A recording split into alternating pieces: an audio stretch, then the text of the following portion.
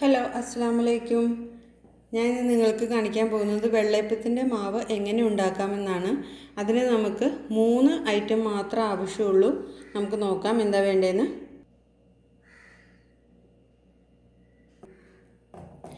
ഈ ഒരു ഗ്ലാസ്സിന് 2 ഗ്ലാസ് അരിയാണ് നമ്മൾക്ക് എടുക്കേണ്ടത്. ഞാനിപ്പോൾ 2 ഗ്ലാസ് അരി എടുത്തിട്ടുണ്ട്. ഇനി നമുക്കിതിലേക്ക് ആവശ്യം 2 സ്പൂൺ ഉഴുന്നാണ്,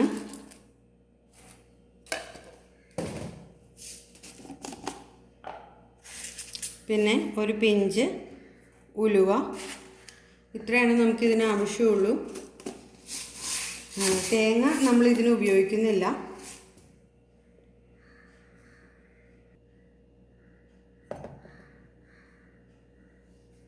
ഇനി ഇതിലേക്ക് നമുക്ക് വെള്ളം ഒഴിച്ച് ഒരു 2 മണിക്കൂർ ഇത് കുതിർത്താൻ വെക്കണം.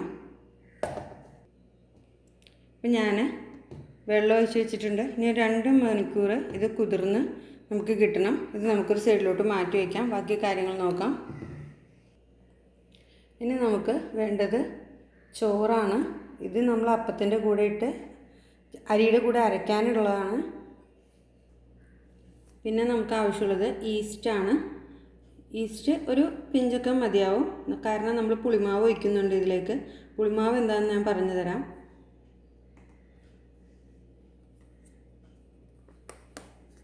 ഇതാണ് പുളിമാവ് എടുത്ത് വെച്ചിരിക്കുന്നതാണ്. അതായത് നമ്മൾ അപ്പം അരച്ച് വയ്ക്കുമ്പോൾ നമ്മൾ ഉപ്പ് ചേർക്കുന്നില്ല. അപ്പോൾ രാവിലെ നമ്മൾ അപ്പം ചുടാനെടുക്കുന്ന ടൈമിൽ ഉപ്പിടുന്നതിന് മുമ്പ് നമ്മൾ എടുത്ത് വയ്ക്കുന്ന മാവാണ് പുളിമാവ്. ഈ മാവും കൂടെ ഒഴിച്ചാലാണ് അപ്പം നന്നായിട്ട് പൊങ്ങി കിട്ടുള്ളൂ. ഇതിപ്പോൾ ഞാൻ കഴിഞ്ഞ ദിവസം അപ്പം ഉണ്ടാക്കിയപ്പോൾ എടുത്ത് വെച്ച പുളിമാവാണ്. ഇതും കൂടെ ചേർത്ത് വേണം നമുക്ക് കുഴച്ച് വയ്ക്കാൻ. ഇനി നമുക്ക് അപ്പം ഉണ്ടാക്കാനുള്ള പരിപാടികൾ തുടങ്ങാം. നമുക്ക് ഇത് കുതിർന്നോ നോക്കാം. അരി 2 മണിക്കൂറായിട്ടുണ്ട്. ഇനിയിപ്പോൾ അപ്പം അരയ്ക്കാനുള്ള പരുവത്തിന് അരി ഇപ്പോൾ കുതിർന്ന് കിട്ടിയിട്ടുണ്ട്. നമുക്കിതൊന്ന് അരച്ചെടുക്കാം. അരച്ചെടുക്കുന്നത് എങ്ങനെയാണെന്ന് ഞാൻ കാണിച്ചു തരാം. അപ്പം അരി ഞാൻ നന്നായിട്ട് കഴുകി വാരി വെച്ചിട്ടുണ്ട്. ഇനി ഇതിലേക്ക് നമ്മൾ 2 ഗ്ലാസ് അരിയല്ലേ എടുത്തത്, അപ്പോൾ ഒരു 3 കയ്യിൽ ചോറിട്ട് കൊടുക്കണം അതിലേക്ക്.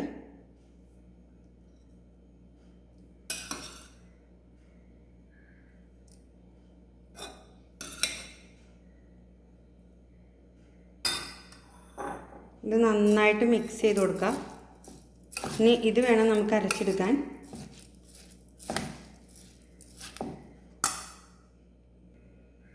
ഞാനിപ്പോൾ ഇങ്ങനെ ഒരു ചെരുവത്തിലോട്ടാണ് തിരിക്കുന്നത്. അതിൻ്റെ അറ്റത്ത് കുറച്ച് വെള്ളം കിടക്കണുണ്ടോ, അതിലേക്ക് വേണം നമുക്ക് ഈസ്റ്റ് ഇട്ട് കൊടുക്കാൻ. അപ്പോൾ തന്നെ അത് അലന്ന് കിട്ടും.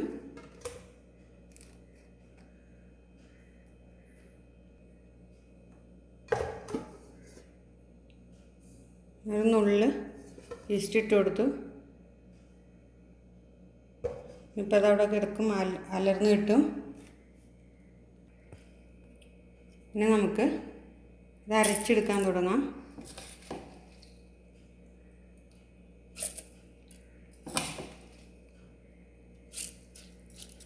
പാകത്തിന് വെള്ളം ഒഴിക്കണം. നമുക്ക് ഇത് അരച്ചെടുക്കാം. ഇനി നമുക്ക് ഈസ്റ്റ് കലക്കി വെച്ച പാത്രത്തിലോട്ട് ഇത് ഒഴിച്ചു കൊടുക്കാം, അരച്ചത്. നമുക്കിനി അടുത്ത ബാച്ച് കൂടി അരച്ച് ഇതിലേക്ക് ഒഴിക്കണം. ഇനി ഒരു പ്രാവശ്യം കൂടെ അരയ്ക്കാനേ ഉണ്ടാവുള്ളൂ.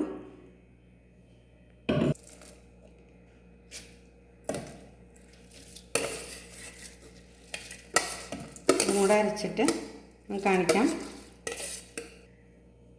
ഇപ്പം ഞാൻ ലാസ്റ്റത്തെ അരിയും കൂടെ അരിച്ച് ഒഴിച്ചു.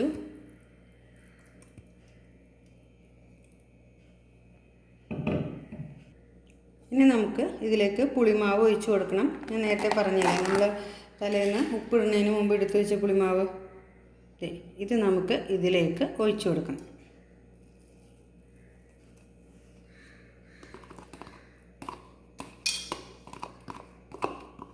ഞാനിപ്പോൾ 1.5 കൈയിലോളം പുളിമാവാണ് എടുത്ത് വെച്ചിരുന്നത്.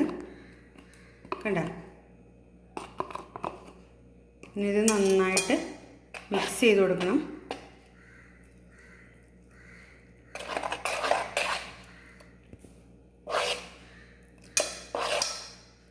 കൈകൊണ്ട് കുഴച്ച് യോജിപ്പിച്ചാലും കുഴപ്പമില്ല.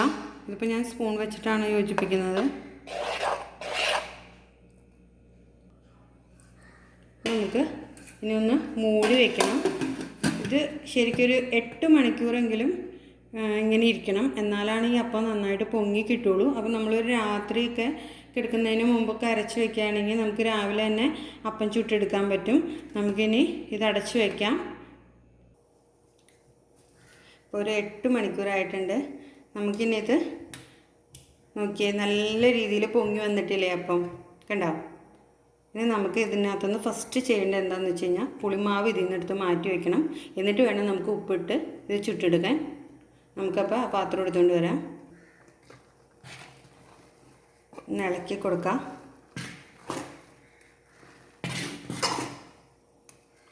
ഉണ്ടല്ലേ, നല്ല കൊഴുപ്പോടുകൂടി നന്നായിട്ട് പൊങ്ങി വന്നിട്ടുണ്ട്.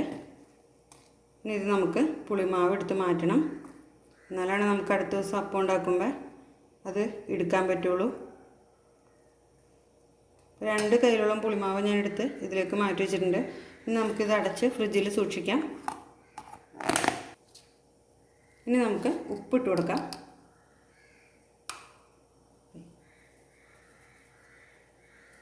ഇനി നന്നായിട്ട് മിക്സ് ചെയ്യണം. ഈ അപ്പത്തിൻ്റെ ഏറ്റവും വലിയ പ്രത്യേകത എന്ന് പറഞ്ഞു കഴിഞ്ഞാൽ തേങ്ങ വേണ്ട. ഇതിന് നമുക്ക് തേങ്ങയൊക്കെ ഉപയോഗിക്കാതെ അരി കൊണ്ട് മാത്രം ചെയ്യാവുന്ന ഒരു അപ്പമാണിത്. നമുക്ക് എപ്പോഴും തേങ്ങയൊന്നും നമ്മുടെ വീട്ടിൽ കിട്ടണമെന്നില്ല. തേങ്ങയൊക്കെ അരയ്ക്കാനും അതുപോലെ തേങ്ങ ചിരണ്ടിയെടുക്കാനൊക്കെ കുറച്ച് മടിയുള്ളവരുണ്ടാവും. അങ്ങനെയുള്ളവർക്ക് വേണ്ടിയിട്ടാണ് ഞാനിത് പറയുന്നത്. അപ്പോൾ നമുക്കിതിന് തേങ്ങയൊന്നും ആവശ്യമില്ല, എന്നാലും നല്ല തേങ്ങയൊക്കെ ഇട്ടുള്ള നല്ലൊരു അപ്പത്തിൻ്റെ ഇത് കിട്ടും ഇതിനും. നമുക്കൊരു ചട്ടി ചൂടാക്കി അപ്പം ചുട്ടെടുക്കാം. ഞാനിപ്പോൾ ഒരു ചട്ടി ചൂടാക്കാൻ വെച്ചിട്ടുണ്ട്. ഇത് ചൂടാവട്ടെ. നമുക്കിനി അപ്പം ചൂടാം. ചട്ടി ചൂടായിട്ടുണ്ട്.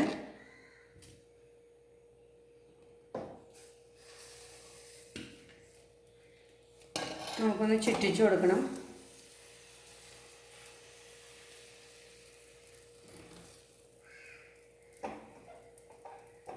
ഇത് മൂടി വയ്ക്കാം.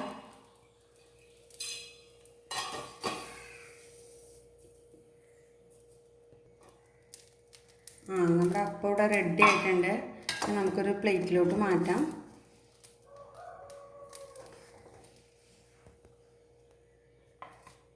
നമുക്ക് ബാക്കി അപ്പം കൂടെ ചുട്ടെടുക്കാം.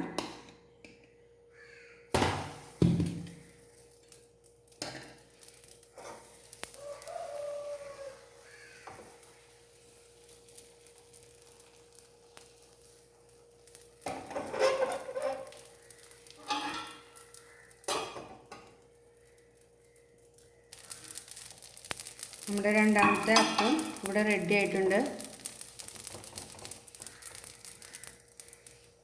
നമുക്കൊരു പ്ലേറ്റിലോട്ട് മാറ്റാം. നമുക്ക് അപ്പം കൂടി ചുട്ടെടുക്കാം.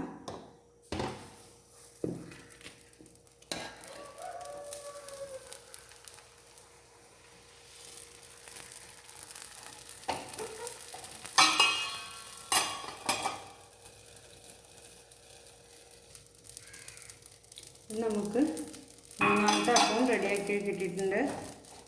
നമുക്കിതും പ്ലേറ്റിലോട്ട് മാറ്റാം.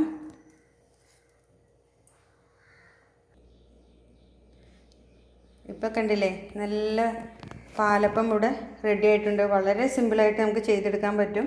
തേങ്ങയൊന്നും വേണ്ട, വീട്ടിലുള്ള സാധനങ്ങൾ മാത്രം വെച്ചിട്ട് നമുക്ക് പിടിയിൽ തന്നെ ഇത് ചെയ്തെടുക്കാൻ പറ്റും. ആ അപ്പം പൊങ്ങി വരാനുള്ള ആ ടൈമാണ് മാത്രമാണ് നമുക്ക് വേസ്റ്റ് ആവണുള്ളൂ. അല്ലാത്ത സമയം കൊണ്ട് നമുക്ക് പെട്ടെന്ന് ഉണ്ടാക്കിയെടുക്കാവുന്നേ ഉള്ളൂ. ഇത് എല്ലാവർക്കും ഈ വീഡിയോ ഇഷ്ടമായെന്ന് വിചാരിക്കുന്നു. വളരെ സോഫ്റ്റ് അപ്പമാണ്. തേങ്ങ ചേർത്തിട്ടില്ല എന്നൊരു തോന്നലേ വരില്ല. അപ്പോൾ നമുക്കിത് എല്ലാവരും ഇത് തീർച്ചയായും ചെയ്ത് നോക്കണം. എല്ലാവർക്കും തന്നെ ഇഷ്ടമാവും. എൻ്റെ ഈ വീഡിയോ ഇഷ്ടമായാൽ തീർച്ചയായും നിങ്ങൾ ലൈക്ക് ചെയ്യുക, ഷെയർ ചെയ്യുക, കമൻറ്റ് ചെയ്യുക. Thank you.